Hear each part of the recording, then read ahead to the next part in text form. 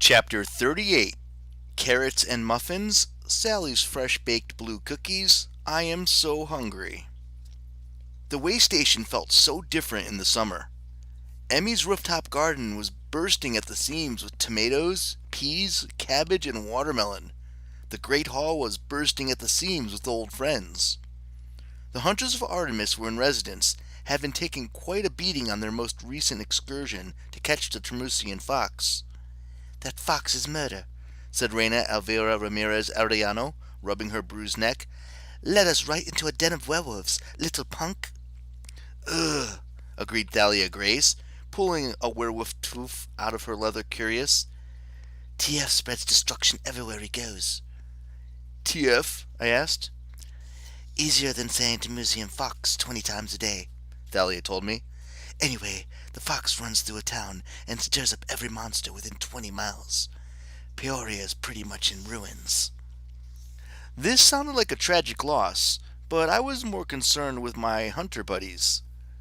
"Are you regretting your decision to join up?" I asked Raina. She grinned. "Not for a minute. This is fun." Thalia punched her in the shoulder. "Great hunter, this one. I knew she would be. We'll get that fox one of these days." Emmy called to them from the kitchen to help with dinner, because the carrots aren't going to dice themselves. The two friends strode off together, laughing and sharing stories. It did my heart good to see them so happy, even if their version of fun was a never-ending fox hunt that destroyed large portions of the Midwest.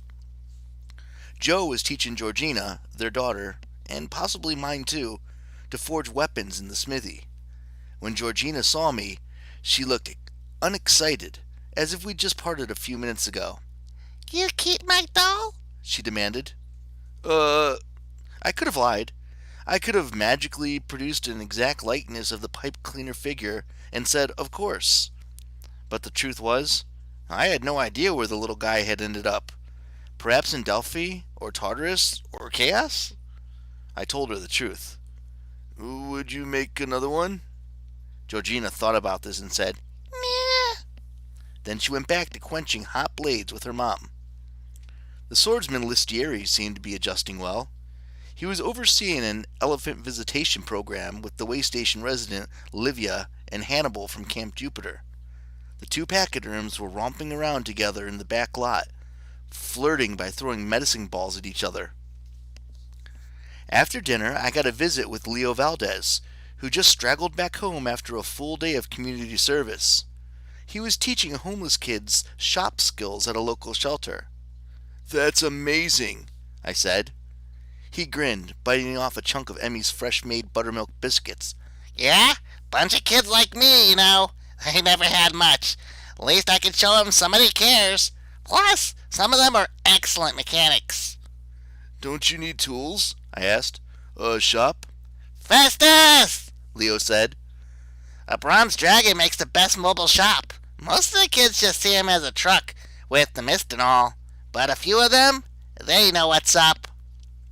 Joe passed by on her way to the Griffin Lofts and patted him on the shoulder. "Doing good, this one. He's got potential." Thanks, Mom," Leo said. Joe scoffed, but she looked pleased. "And Calypso?" I asked Leo.